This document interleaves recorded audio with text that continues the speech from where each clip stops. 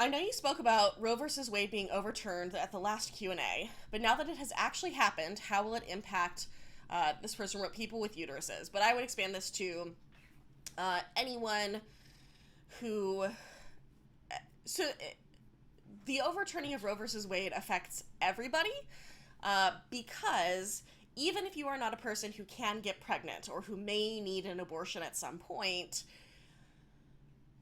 the overturning of Roe versus Wade is a movement towards the reduction of bodily autonomy for everybody. It is a way that there is a movement towards authoritarianism and towards a policing of bodies and how people treat their own bodies. To be frank, as a trans person who has been screaming about the ways that a bunch of current laws against trans people are about attacks on bodily autonomy, for me, seeing everybody get super upset about Roe versus Wade is nice in some ways and also deeply upsetting in others because, again, for months, years, trans folks have been saying to cis people, like, hey, maybe you should take a look at this because, you know, all these laws against trans people are probably the first step towards them making laws against other ways of people asserting their bodily autonomy. And now that it's finally happened and we're right, like, we didn't want to be right, but here we are. So, I think there is a way in which this is a really important moment for all of us to think about how authoritarianism and fascism is rising in the United States right now. There was a thing I read, I think it's a fairly famous quote about the thing about fascism is that it starts out slow and then it moves very fast.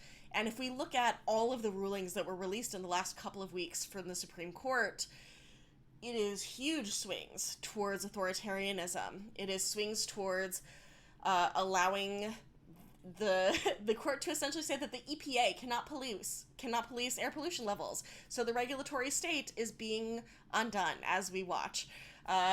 Movements against bodily autonomy through Roe versus Wade. Movements against your ability to prove your own innocence in the criminal justice system. There's just movements against tribal autonomy. There's all kinds of things happening right now that are stepstones towards the ever-growing fascism in this country, and this is an emergency. For people who can get pregnant, the overturning of Roe versus Wade creates a really big problem because a lot of states are now trying to enact laws saying that if you're pregnant, you're not allowed to leave the state to get an abortion. And while that is absolutely unconstitutional, it actually doesn't matter until it hits the Supreme Court. They can still put you in jail, right? Like, the thing about a lot of these laws is that it doesn't actually matter if the law itself is unconstitutional. They can still put you in jail and arrest you and charge you for it until it makes its way through all of the court systems.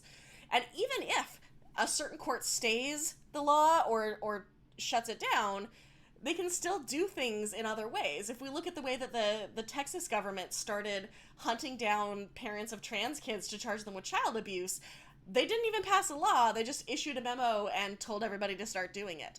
So when we look at how these kinds of rulings work and how they affect people, it is not just the ruling and what is in the law at that time. It is also about the way that it shows people who want to move towards authoritarianism and towards fascism that basically they have a green light to continue policing and imprisoning people and persecuting them, because even if it does get appealed up to the highest court, probably it's going to be fine.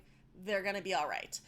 In addition, Clarence Thomas's statement in support of the ruling explicitly said that they should be overturning Lawrence versus Kansas, which was what overturned sodomy laws, Obergefell, which was gay marriage, and also what was it, Casey, which was birth control. So Griswold, either Griswold or Casey, which was birth control. So this is not just one thing. If you are someone who wants to know what to do about the overturn of Roe versus Wade, please support abortion funds. The best thing that you can do is support abortion funds. And I don't mean send them one big donation now. The best thing you can do is set up a small recurring monthly donation to as many abortion funds as you can, particularly those in more embattled states or those that border states that have worse laws about abortion, because a small recurring monthly donation allows them to set up budgets that they can then use to train staff, hire staff, get people travel, the things that they need to do. Getting a huge influx of donations right after Roe versus Wade is overturned is a lot of times actually more harmful to a lot of these organizations because many of them don't have enough staff and infrastructure to deal with that huge influx of money, and it's one pot that they then run out of and don't get replenished. So the best thing you can do is set up small monthly donations to an abortion fund, or contact your own local abortion fund and start volunteering with them. There are a lot of people, especially white folks, who right now are trying to figure out how they can like champion this thing and like start a movement. And what I have to tell y'all is that like this is not the time for our white saviorism. This is a time for us to join organizations that already exist and to learn from them and go in at the bottom and stay at the bottom while we learn and figure stuff out. You do not need to reinvent the wheel. The people who work at abortion funds and other reproductive justice advocacy groups have been expecting this ruling for a while. They've known it was coming. They already have systems set up in place to deal with these problems and these issues. So go work for them. I think a lot of us, especially those of us who are from more dominant groups, are used to thinking of ourselves as the main character, and we want to be the CEO of whatever the movement is that we're joining, but we are not. We are interns. We are new to this. We are babies. We don't know what the fuck we're doing. So, like, remember that. Don't go in expecting to be, like, the grand, amazing leader who, like, is going to have the movie about them Sunday. Like, you're not the star here. You're the intern. You do the copies. You get the coffee. You file the paperwork. Like, that's your job, okay? If you want to help, you have to be willing to do the grunt work, because unless you've been doing this work for a long time, you don't know how to do it. So, all of us who want to help out with this, swallow your pride, join in at the bottom, make recurring monthly donations to abortion funds. Like, these are the best ways that we can help folks right now. If you are someone who can get pregnant, talk to your doctor about what options are available to you. I have an IUD. I like having an IUD. IUDs don't work well for some people. If you have a doctor who is friendly, who can support you in getting a hysterectomy, and a hysterectomy is something you want, maybe look towards that, right? Like, there are a lot of ways to address your own level of risk. There are also, if you're someone who needs an abortion, there are websites through which you can get abortion pills mailed to your home. We are no longer in the age of, like, you need to use a coat hanger. That stuff is not the truth anymore. You can get abortion pills mailed to your home.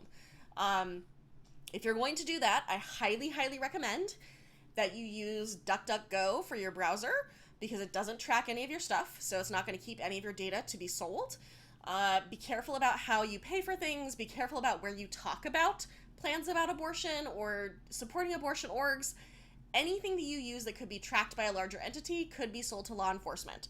So preference towards things like Signal or Proton Mail that are not tracked versus things like Google, Facebook, Twitter, all of those things are highly tracked. And if you start talking about being someone who's going to get an abortion or support an abortion, that gives the police reason to investigate you and make your life hell. So practice good OPSEC. There are a lot of guides online about practicing good OPSEC. And then also, remember, like, unless you've been doing this work for a long time, you don't know what you're doing. Start at the bottom. Help from the bottom. Like, what we need right now is a whole lot of worker bees. We don't need a bunch of queens. I mean, except for, like, queens who are, like, gay queens, because we're fabulous.